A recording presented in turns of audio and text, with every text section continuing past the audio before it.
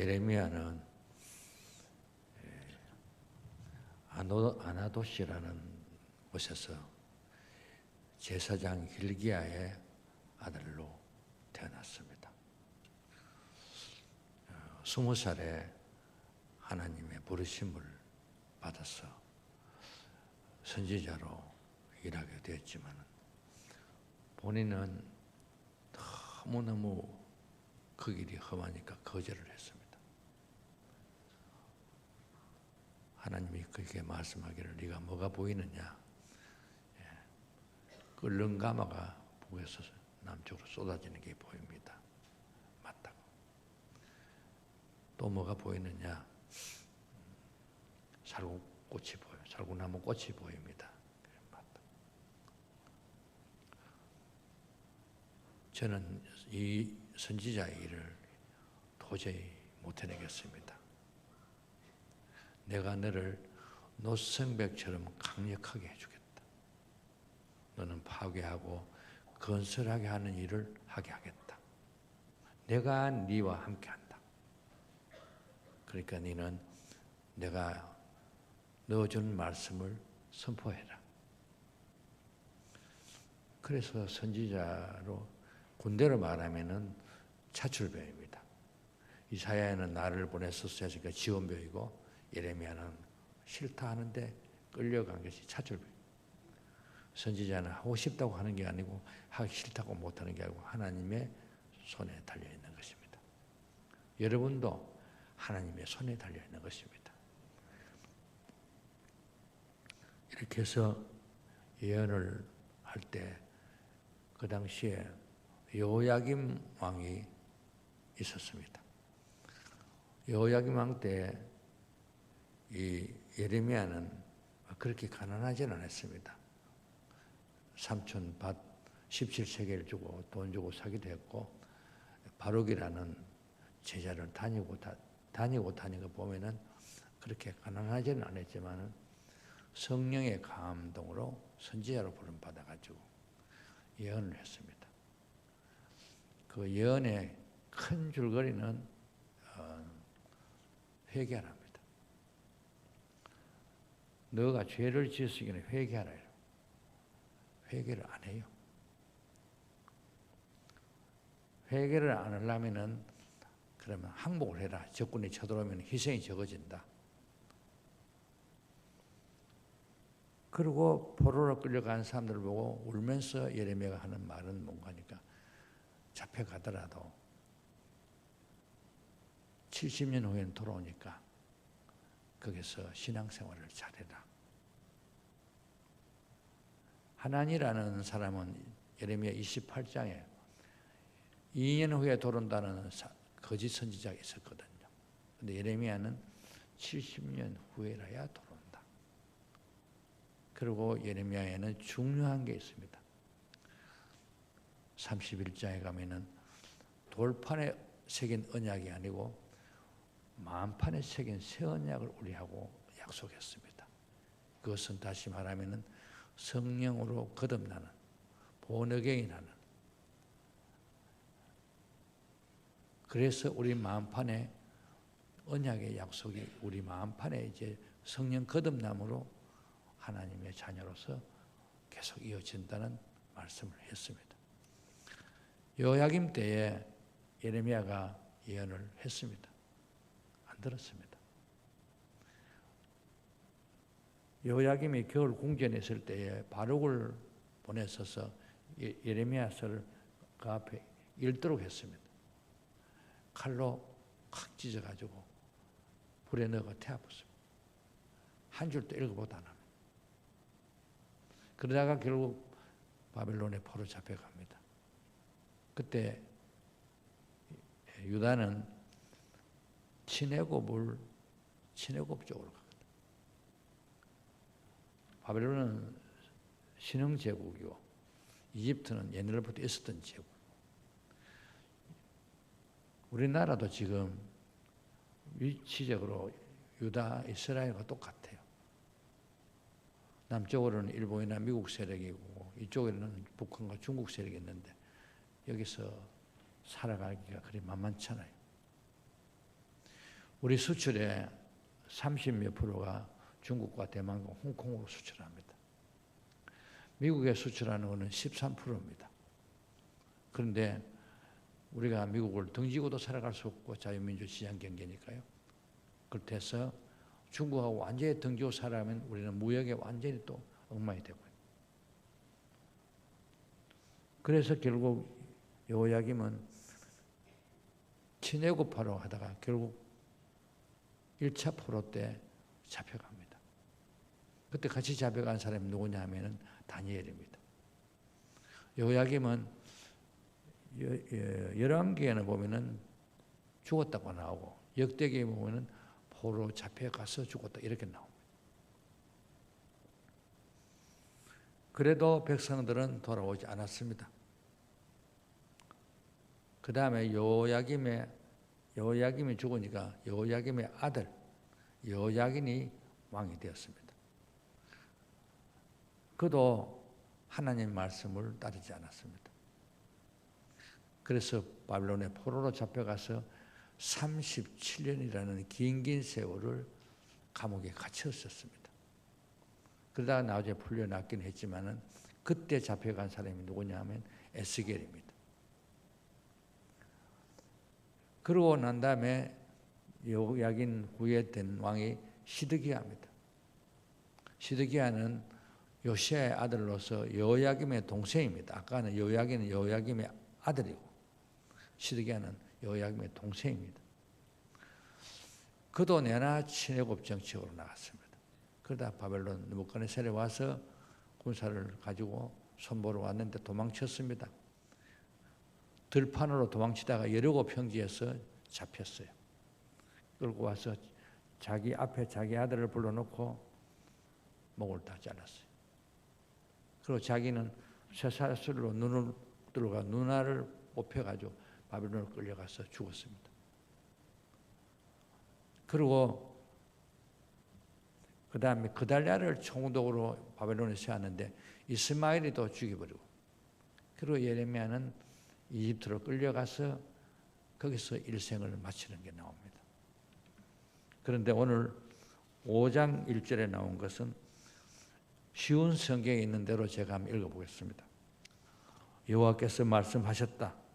너희는 예루살렘 거리를 이리저리 다니며 두루 살피고 생각해보라.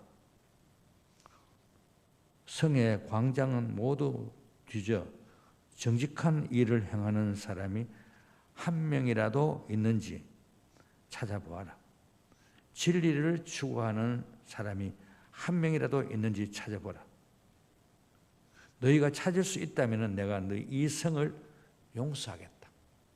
그러니까 쉽게 말하면 정직하게 산다는 것은 도덕적으로 살아간다는, 도덕적으로 흠이 적게 살아간다는 거죠. 진리라는 것은 하나님을 섬기는 것 외에 다른 것을 우상으로 섬기지 않고 살아간다. 하나님보다 더 사랑한 것을 없게 살아가는 것이 그게 진리를 살아간다. 그런 사람을 한 사람만 만나도 한 사람만 구하면 이 유다를 예루살렘을 멸망시키지 않겠다. 가슴이 뜨끔해 옵니다. 사실은요.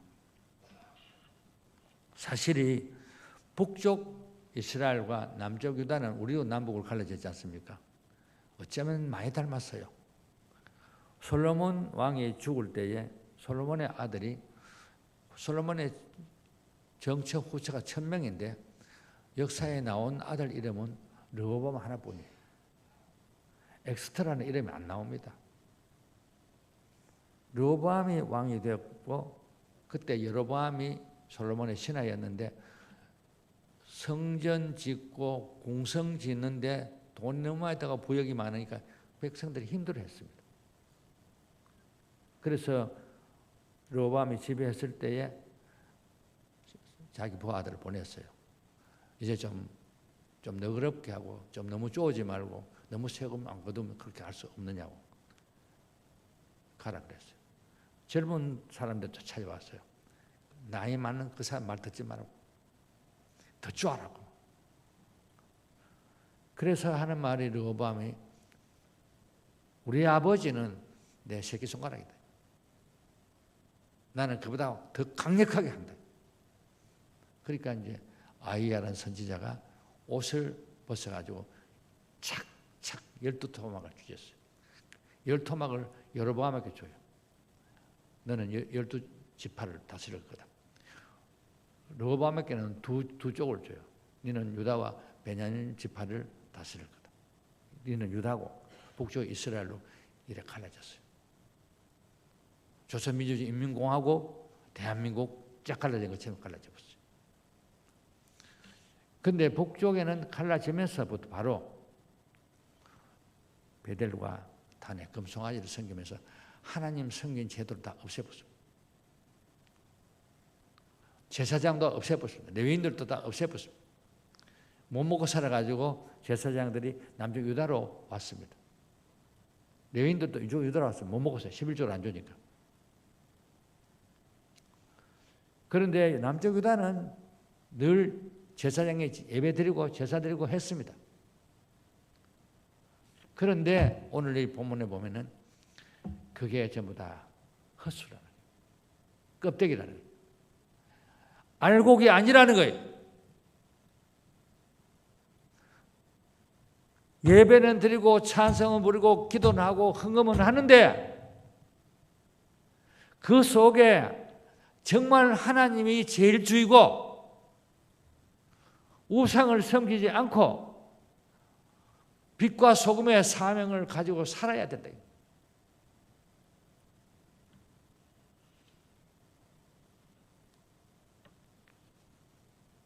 우리는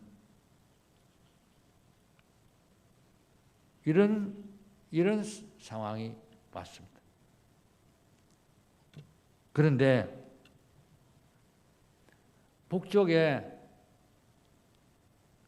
왕들이 하나님 안 섬겨 살았는데 열왕기상 18장에 보면 북쪽에 최고 악했던 왕이 아방입니다. 그 부인이 이세벨입니다. 그 사람 공안에다가 바알신 450명, 아세라 목상 400명, 850명을 제사장을 거느리고 사는 거예요. 그러니까 하나님이 3년 6개월 동안 북쪽 이스라엘에 비 안 온다 그랬거든. 비 안 왔습니다. 근데 엘리야가 나타나서 이제 진짜 하나님이 누군가 한번 우리가 결판내자. 그래가지고 갈멜산에서 하자 이랬어요. 그러니까 백성들도 오고 아방도 오고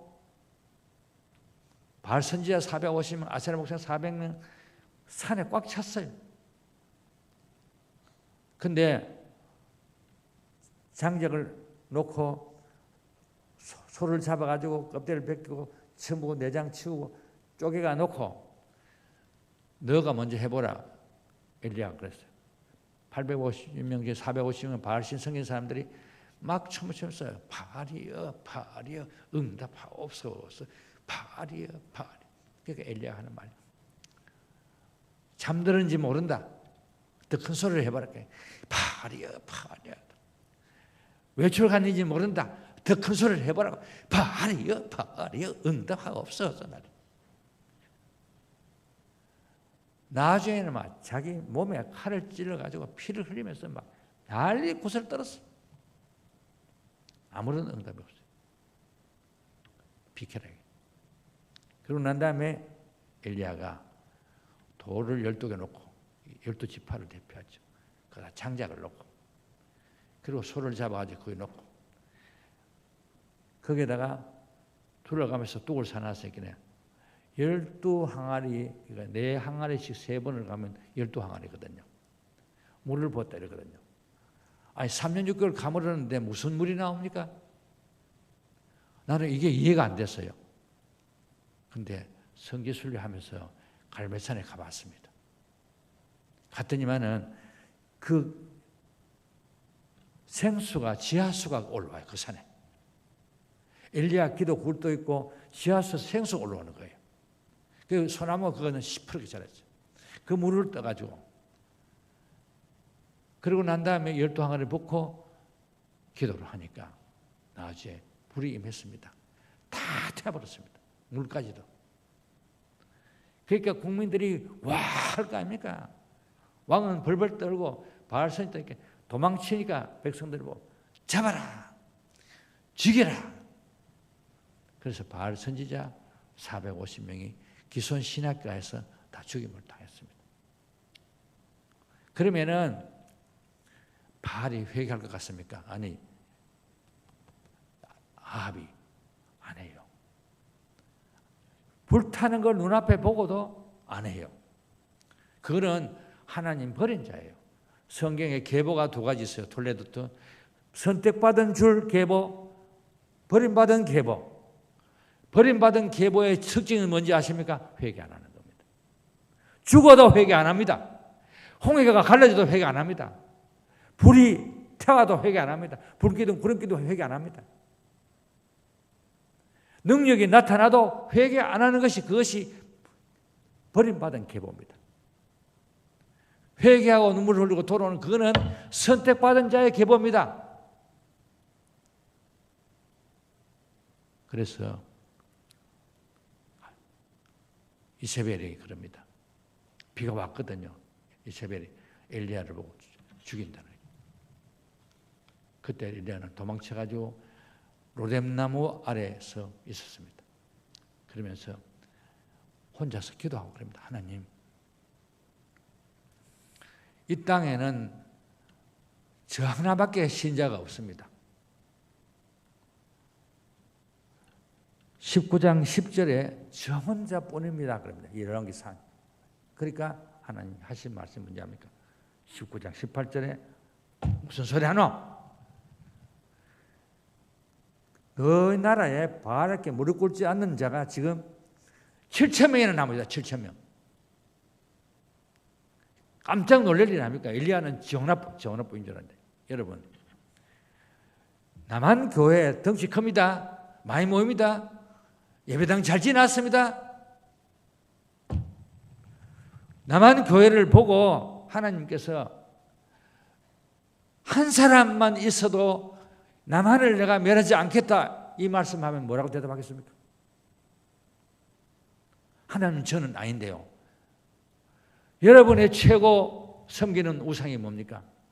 돈입니다. 권력입니다. 쾌락입니다. 하나님보다 순위가 훨씬 앞에 가 있습니다. 북한에는 지금 너무너무 어렵습니다. 그래도 지하교회 교인들이 예배를 드립니다. 중국에는 예배 못 드리게 하지 않습니까? 오늘 아침에도 새벽에 카톡을 날렸습니다. 우리말로 보내면은 중국어로 번역해가지고 그 리더들에게 보냅니다. 그걸요. 매일 새벽에 제가 보냅니다. 그래가지고 그 리더들하고 교인들한테 카톡을 보내가지고 중국어로 번역해가 보내고 합니다. 저는 새벽 기도를 매일같이 인도합니다. 14억 인구 가운데 거기서 믿음 지키는 눈물 흘리는 그 사람들을 위해서 보내고 있습니다. 우리는 지금 남한에 수도 없는 기독 신자가 많다 하더라도 정말 너무나 신앙이 약해져 있는 거 아닌가. 박해 속에는 카타콤에도 로마 때도 예수 잘 믿었고 북한에도 믿고 중국에도 믿고 박해받는 나라는 신앙이 안 약해져요. 거기는 불이 붙어요. 근데 너무 편하고 이러면은 신앙이 약해져 버려요. 그때 예레미야는 남쪽 유다를 보고 하는 말이 한 명만 있어도 내가 이 유다를 멸하지 않겠다. 한 명을 못 찾았습니다. 결국 포로로 다 잡혀갔습니다. 1차, 2차, 3차로 잡혀갔습니다. 소돔 고모라의 사람들이 있을 때에 하나님이 그랬잖아요. 의인 10명 있으면 멸하지 않는다 이랬습니다. 나중에 가보니 뭡니까? 롯과 그의 딸 둘인데 딸 둘도 문화에 쩔어가지고 아버지와 불륜관계에서 모압과 암몬 낳았지 않습니까? 술 먹여가지고. 지금 우리나라에도 염한섭 원장님 말씀 들어보니까 1시간 반 들었거든요. 에이즈 환자가 6, 70만 명이 있대요. 그 중에서 그 사람들은 100% 정부가 다 보장했대. 한 달 약값이 600만 원이래요. 600만 원 주고 10% DC 받으면 60만 원 주고 60만 원 빼고 사면은 보건소 가면 영수증 보이면 60만 원 돌려준대요. 제주도 치료받다가 서울로 비행기 타고 가면 비행기표 값 낸 거 하면 또 돈 다 내줄준대요. 그게 드러난 거 등록된 수가 그렇고 그 외에는 말도 못하죠. 지금 우리가 방역법이니 또 뭐 징역 2년 뭐 또 뭐 하면은 벌금 2천만 원 우리가 너무 많이 떨고 있는 거 아니냐. 예, 우리가 신앙생활에 우리가 거리두기 마스크 해야 돼요. 그러나 너무 많이 떨고 있는 거 아니냐.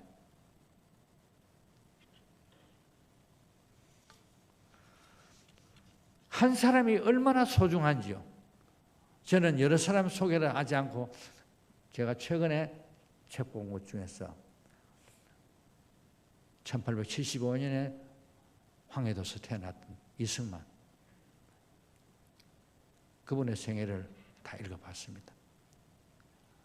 그분이 서울에 와가지고 아펜셀라에 19살 때 과거 시험 치렀는데 고종 황제 때 없어져 버렸어요. 그래서 아펜셀라 하던 배제학당에 들어가서 영어를 배우는데 모두 다 그 오랑캐 종교를 옮는다 이러니까 나 오랑캐 안 믿는다고. 난 영어만 배운다고. 6개월 배우더만 영어 선생님이 됐어요. 우리가 천재예요. 졸업식 때 대표로 영어 연설을 했거든요. 다 놀래 자빠졌어요. 그래가지고 신문을 발행하고 우리도 이제 군주 제도를 폐지하고 국민이 선거해가지고 대통령제로 이렇게 나가자. 그 얘기했다가 역적으로 몰려가지고 사형선고 받았습니다. 한성 감옥에 갇혔습니다.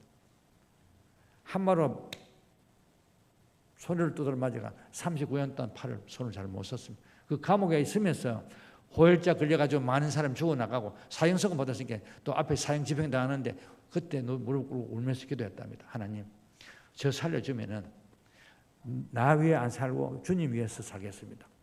이제 영어 배우러 갔는데 영어 가르치는 사람에서 선교사는 예수 전도를 하고 본인은 예수 믿는 척을 하고 영어 배웠는데 거기서 이제 예수님 하나님과 만남이 이루어진 거예요. 그래서 그때 이제 거기서 5년 7개월 살았거든요. 고종 황제가 보니까 러시아도 못 믿겠다, 일본도 못 믿겠다, 청나라도 중국도 못 믿겠다. 지금 믿을 수 있는 나라는 미국뿐이다. 미국에 누구 특사를 보내자 이렇게. 그때 민영환하고 한규슬이 하는 말이 이승만이 말고는 영어 하는 사람이 없습니다. 그래가지고 특사로 나와가지고 돈 300불 받아가지고 재물 포서 배 타고 미국으로 갔습니다. 가서 그 당시에 루즈벨트 대통령 국무장관 만났는데 그때는 일본하고 미국이 잘 지낼 테니까 아무것도 효력 못 얻고 끝났습니다. 그러니까 어떻게 할 수도 없잖아요. 거기서. 그래가지고 조지 원시동 대학, 하버드 대학원, 프린스턴 대학. 미국의 똑똑한 사람들도 12년 걸릴 거를 이승만이 5년 만에 박사학위를 따내버렸습니다.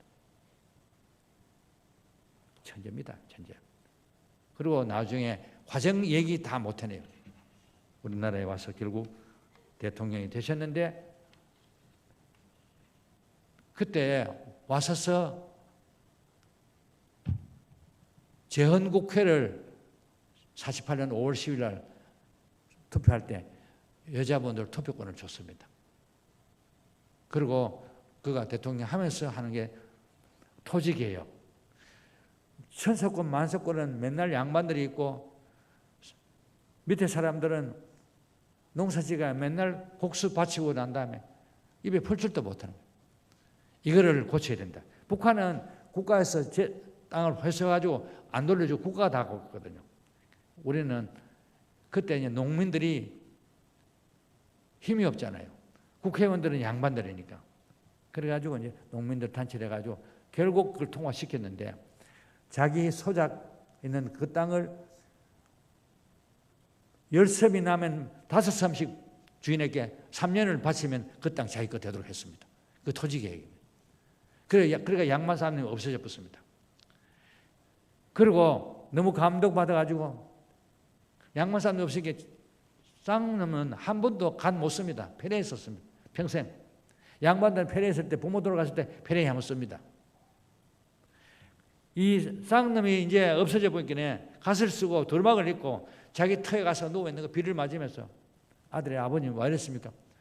야야 평생에 내 땅에 내가 갓을 쓰고 돌막을 입고 이렇게 살아본 건 처음이다. 눈물을 흘리면서 그러고 난 후에 우리나라는 양반 쌍놈이 없어졌습니다. 그러고 난 후에 의무교육, 국가 예산에 개인 소득이 50%일 때인데 전체 국민의 의무교육 시켰습니다. 그래가지고 문맹을 일본 고종 때는 95%가 문맹이고 그 다음에 일본 시대 한 80% 문맹인데 이승만 대통령이 들어가면서 의무적으로 초등학교는 졸업해가지고 한글을 모르는 사람이 없게 했어요. 그 다음에 이제 기독교 있고 학교에는 교목, 경찰에는 경목, 형무소는 형목, 군대는 군목.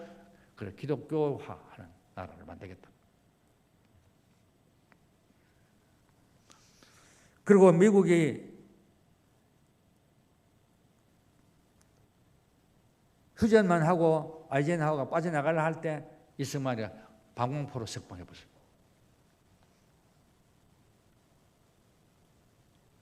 (53년에) 몇 명이나 포를 시켰느냐? 27,389명.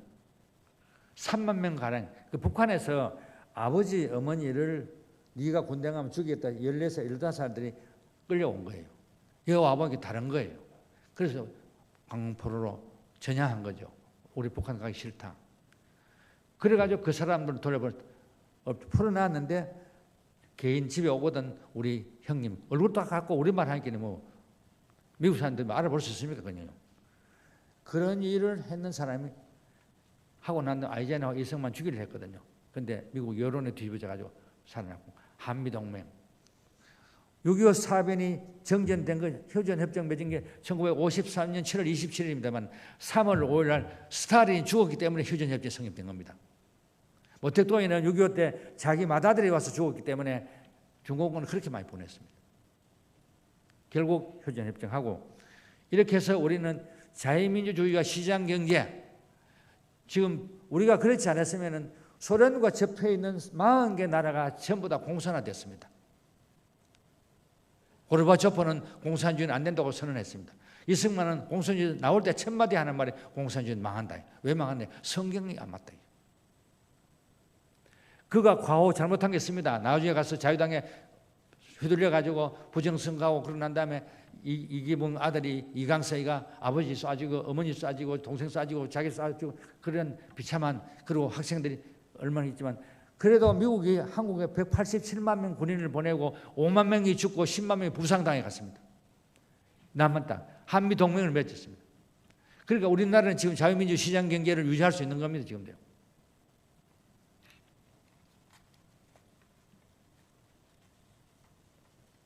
저는 고향이 경상북도 의성군 춘사면 옥정도입니다. 제가 사는 꼴짝은 바람골입니다.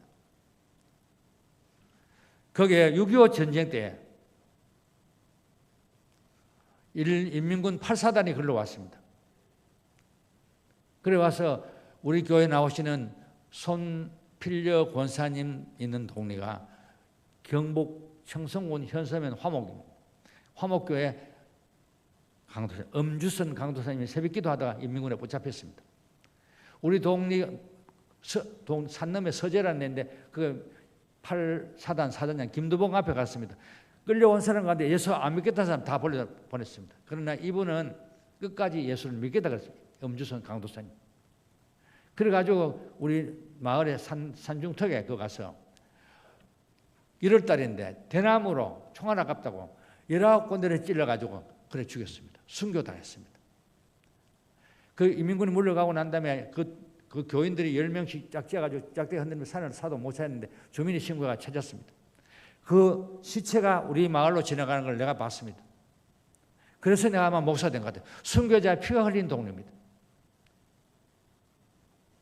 뿐만 아니라 제 모교에서는 저는 신앙이 없었습니다. 이제 100년 됐습니다. 작년에 8월 달에, 10월 달에. 그 1년 연보했는데 카톡으로 보내왔는데 보니까, 메일로 보내온 거 보니까 권중하 전도사님 6개 교회를 맡아봤는데 신사참배를 거절하다가 옥중에서 얼마나 많이 맞아가지고 고통을 당했는지 나중에는 내줬는데 어디서 돌아가신지 지금 무덤도 없어요. 6.25 때 저는 봤습니다. 공산당들이 미군을 잡아왔으면 방공포로로 교환해야 되는데 나무에 묶어놓고 칼로 귀를 자르고 코를 밑에서 자르는 거 저는 제 눈으로 봤습니다. 우리가 만약에 자유민주주의 시장경제 이게 아니면은 지금도 김정일 밑에 있어야 됩니다. 어렵더라도 우리는 한 사람, 하나님 앞에 정말 바로 선 한 사람, 그게 내가 돼야 됩니다. 옆에 사람 되기를 바라지 말고 내가 한 사람 될 때에 이 나라는 하나님이 지켜주실 겁니다. 하나님이 축복하실 겁니다. 교회는 부흥시킬 겁니다. 새롭게 세계에 이름 날리는 대한민국이 되고 한국 교회가 될 줄을 주의 이름으로 축원합니다.